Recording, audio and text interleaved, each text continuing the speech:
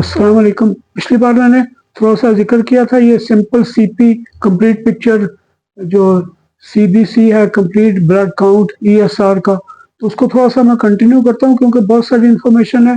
ये एक टेस्ट के ऊपर तकरीबन हर बंदे ने कराया होता, पता होता कोई सी, सिर्फ हीमोग्लोबिन सेल काउंट देख लेते हैं, ये भी काफ़ी होता है। लेकिन जैसे ही अगर कोई इंटरेस्टेड है तो उसको मैं थोड़ा सा इसको बता देता। तो इसके अंदर सीपी में जब देते हैं तो मैंने बताया था ये ईडीटीए में लेते हैं, ईएसआर जो है ना एसिड साइट्रेट में लेते हैं। तो इसके लिए बेसिक की मेजरमेंट जो सीपी में हम चाहते हैं ना, उसमें रेड ब्लड सेल काउंट है, हीमोग्लोबिन का पता करता है, हेमाटोक्रिट का पता चल जाता है, सेल साइज का पता चल जाता है, फिर मीन कॉर्पस्कुलर वॉल्यूम डिस्ट्रीब्यूशन है, एमसी वीडी उसको कहते हैं, यानी कि एक जो रेड सेल है वो कितना, किसका साइज क्या है, कितनी जगह घेरता है। इसके अलावा एनीमिया, खून की कमी डिटेक्ट कर लेता है टेस्ट, इसकी बड़ी वैल्यू है। और इसके अंदर साथ आप डब्ल्यूबीसी के काउंट भी पता करते हैं, टोटल काउंट कितना है, डिफरेंशियल काउंट कितना है, यानी उसकी जो सब फ्रैक्शंस हैं। एक तो आपने सारों का काउंट कर लिया, टोटल काउंट है, तो डिफरेंशियल है, लिम्फोसाइट कितने हैं, ईओसिनोफिल काउंट कैसा है, बेजोफिल, मोनोसाइट, ये 4-5 चीज़ें हैं जो बेसिकली थोड़ा थोड़ा मैं इसको टच करूँगा। तो ये मुख्तलिफ तरह के सेल को डायग्नोज करता है और इससे इन्फेक्शन का पता चल जाता है। सेल काउंट ज़्यादा है तो हमें पता चल जाता है ये बैक्टीरियल इन्फेक्शन है। कभी सेल काउंट कम है तो हमें पता है कि इम्यून सप्रेस करने वाली चीज़ है, कोई रिस्पॉन्स कम हो जाता है, वायरल है, इन्फेक्शन हैं। जैसे डेंगी वेंगी में ये आप ये करते हैं, प्लेटलेट काउंट कम हो जाते हैं, वो हालांकि इन्फेक्शन में बढ़ना चाहिए, इन्फेक्शन में कम हो जाते हैं। तो उसकी वजह क्या है, पॉसिबली इम्यून है और भी कोई मैकेनिज्म इससे एक्ट करते हैं। तो दूसरा यह है कि आज मैं आपको बता दूं कि ये इतना ज़्यादा डायग्नो, आजकल तो मशीनों के अंदर वो मशीन ऐसे उठाती है, चिक चिक चिक करके उठा के वो लेके बगैर गलती के मशीन में डालती हैं और कुछ मिनट के अंदर ही आपकी रिपोर्ट बाहर आ जाती है। इसके लिए इतने पैसे होने चाहिए। गवर्नमेंट ने तो अच्छा काम किया है कि डेंगू के मामले में लोग बहुत सारे प्लेटलेट के लिए कराते रहते हैं, तो उन्होंने सीपी लिख देते हैं फॉर डेंगी। लेकिन उन्होंने नॉर्मली अगर वो किसी के 600-700 ले रहे हैं तो डेंगी के लिए पंजाब गवर्नमेंट ने तो 90 रुपीज़ में कर रहे हैं, यहाँ डॉक्टर 100 रुपीज़ में कर रही है, तो अच्छी बात है।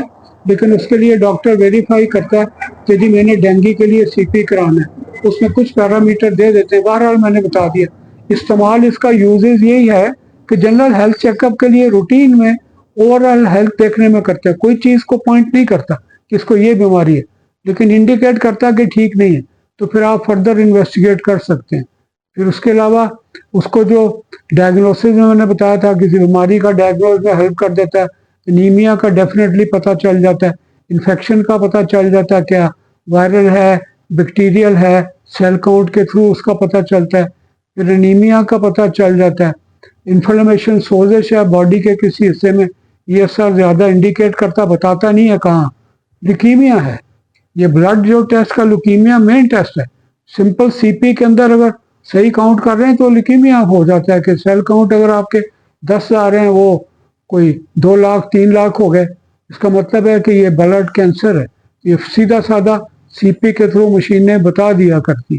फिर बीमारियों की मॉनिटरिंग करिए, सीपी करवाते हैं कि अगर उनके सेल काउंट है ज़्यादा, 20,000 है, 18,000 है, आपने दवाई दी है, उससे सेल काउंट कम होना शुरू कर गया, नॉर्मल हो गया, तो पता लगता है कि इम्प्रूवमेंट हो रही है और कुछ सोजिश है वो कम हो रही है, ट्रीटमेंट इफेक्टिव हो रही है, तो इसको मॉनिटर करते हैं। फिर कुछ लोग रेडिएशन की थेरेपी है, उसके अंदर देखना पड़ता है कि आपके सेल काउंट को डिस्ट्रॉय तो नहीं हो गया, उसका नंबर देखना पड़ता है। यानी कीमोथेरेपी में, रेडियोथेरेपी में और मेडिकेशंस को मॉनिटर करने के लिए कि दवाई इफेक्टिव भी है या नहीं है, उससे आपका अंदाज़ा हो जाया करता है। तो जो बेसिकली ल्यूकोसाइटोसिस टर्म इस्तेमाल होती है जब डब्ल्यूबीसी काउंट यानी वाइट ब्लड सेल काउंट जो हमारा डिफेंस सिस्टम है वो ज़्यादा हो जाए। तो अगर ये ल्यूकोसाइटोसिस है, इसका मतलब है cell WBC count, cell count ज़्यादा है।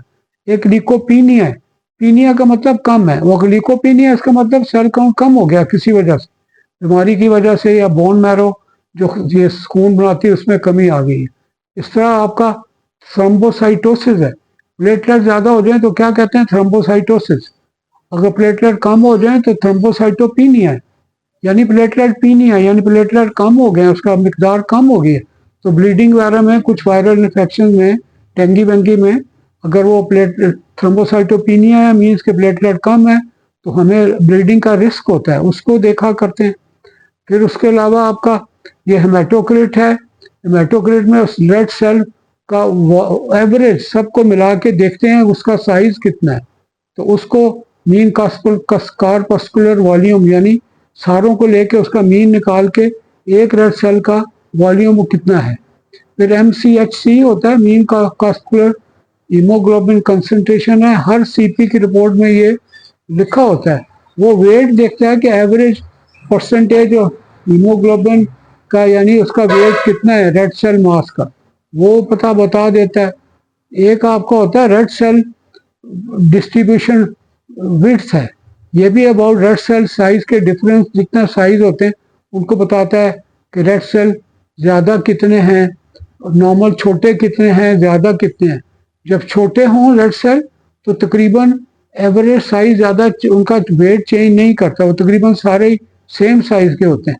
जब आपका रेड ब्लड सेल का साइज ज़्यादा है तो उसमें बड़े डिफरेंस हो सकते हैं, एक सेल मोटा है, एक सेल करीब है, एक छोटा है, एक बड़ा है। तो इसलिए ये जो चीज़ें हैं ना, उससे इस चीज़ से पता चल जाया करता है रेड ब्लड सेल का वेट जो डिस्ट्रीब्यूशन होती है उससे। तो ये आपने याद रखना, और ये चीज़ें इफेक्ट भी करती हैं। हम लोग HbA1c के तो लोग सारे 99% जो डॉक्टर डायबिटीज़ को मैनेज करते हैं कराते हैं, मैं नहीं कराता। समहाउ मुझे बहुत ज़्यादा इसको स्टडी किया हुआ, मैंने बहुत ज़्यादा इसके बारे में मैं जानता भी, तो मैंने छोड़ दिया कराना। कोई यूज़फुल, इतना यूज़फुल नहीं, ऐसे ही बस पैसे खर्चवाने हैं। 250 का टेस्ट है, 2000, 2500, 3000 लोग दे रहे हैं बगैर फजूल इसके। उसके ऊपर बहुत सारी चीज़ें। अब रेड सेल की लाइफ अगर छोटी है वो गलत दे देगा, आपको खून की कमी है वो HbA1c गलत आएगा। आपका साइज का डिफरेंस बहुत ज़्यादा है, यानी कोई एजेड सेल हैं, कोई थोड़े सेल हैं, वो फिर आपका एवरेज ख़राब कर देगा। तो ये सारी चीज़ें काउंट करती हैं। तो अब यह है कि मैं आपके इसके डिफरेंट तरह की चीज़ें हैं कि वो उसके अंदर डिस्ट्रीब्यूशन होती है। जैसे कि जी न्यूट्रोफिल्स हैं, ये फर्स्ट हमारा रिस्पॉन्डर है। जैसे हमारी बॉर्डर सिक्योरिटी फोर्स है, कोई दुश्मन आता है सबसे पहले बॉर्डर सिक्योरिटी है, तो यहाँ पे हमारे न्यूट्रोफिल एक्टिव हो जाते हैं, ये फर्स्ट डिफेंस है हमारी। और ये बैक्टीरिया और मुख्तलिफ तरह की फंगल इन्फेक्शन को रिस्पॉन्ड करती हैं। फिर उसके अलावा आपके न्यूट्रोमोनोसाइट्स आ जाते हैं।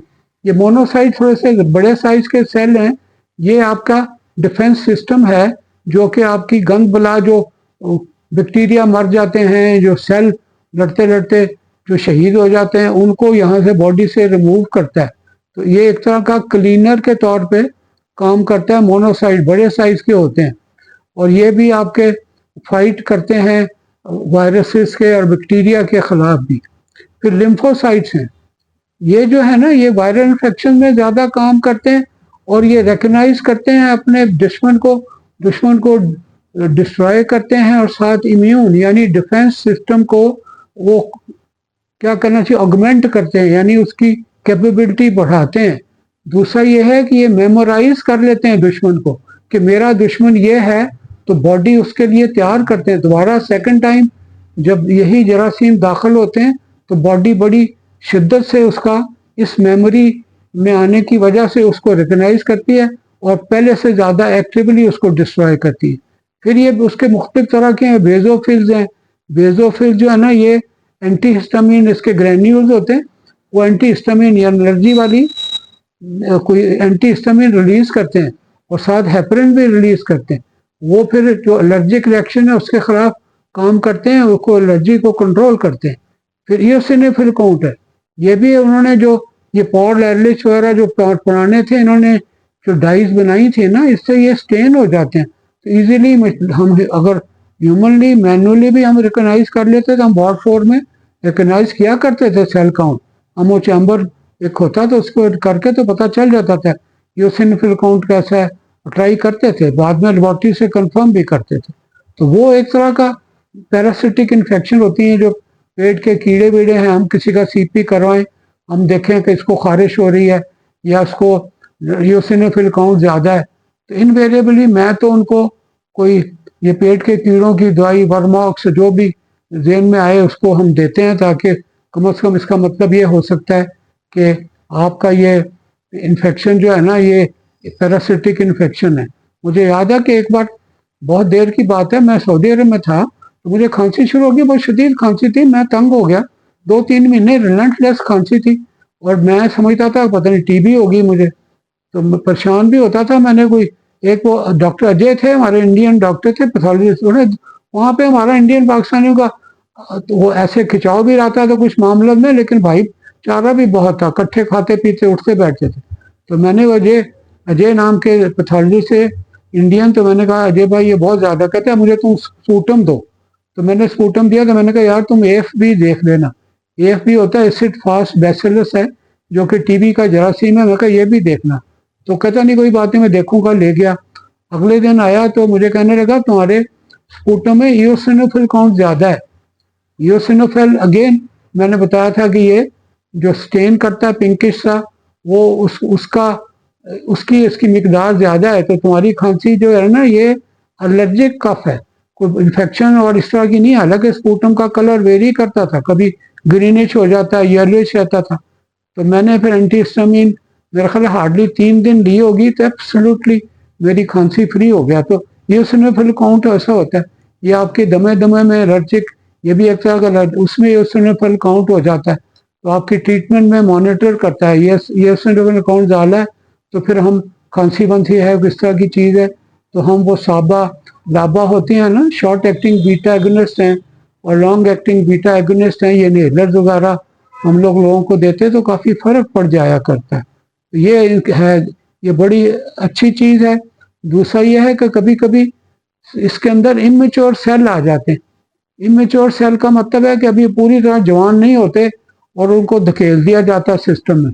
ये स्ट्रेस को जाहिर करते हैं बॉडी की, और वो आ जाते हैं तो इमेच्योर सेल होते हैं, छोटे सेल होते हैं, इसका मतलब वक्त से पहले आ गए। इसी तरह red cell, normally red cell जब आ जाते हैं तो डिवाइड नहीं करते, क्योंकि इसके अंदर न्यूक्लियस नहीं होता। वो बुनियादी चीज़ न्यूक्लियस जो सेल को डिवाइड करता होता ही नहीं है। लेकिन कभी कभी स्ट्रेस में, ये बोन मैरो में होता है। बोन मैरो हमारा जो ब्लड बनाती है, रेड सेल बनाती है, तो बोन मैरो के अंदर ये न्यूक्लिएटेड होते हैं, यानी वो डिवाइड करते हैं, बढ़ते रहते हैं। जब सिस्टम में आते हैं तो न्यूक्लियस के बगैर आते हैं। कभी कभार रिपोर्ट में लिखा होता है कि न्यूक्लिएटेड रेड ब्लड सेल है, RBC है, यानी उसके अंदर न्यूक्लियर देखा गया है। उसका मतलब ये है क्या है, ये प्री मेच्योरली रिलीज हो गए, और ये जो है ना, एक तरह की बोन मैरो के ऊपर स्ट्रेस को जाहिर करते हैं। यानी बोन मैरो पे कोई आपके रेड सेल डिस्ट्रॉय हो गए, बॉडी कह रही है जल्दी जल्दी भेजो, तो बिचौर हुए बगैर ही वो सिस्टम में आ जाते हैं। जैसे वर्ल्ड वॉर्स में से फौजियों की जरूरत होती थी, तो बगैर ट्रेनिंग के लोग सिर्फ हफ्ता 10 दिन की ट्रेनिंग से स्टूडेंट को भी मैदान जंग में भेज देते थे। तो ये जो न्यूक्लिएटेड RBC एक तरह की बोन मैरो के ऊपर, बॉडी के ऊपर स्ट्रेस की रामत है। ये रूटीन की चीज़ें हैं जो आपके कोई हो सकता है आपको इसका फ़ायदा ना भी हो, लेकिन पता हो तो अच्छा। अपना ख्याल रखिएगा। अल्लाह हाफिज़, अस्सलाम वालेकुम।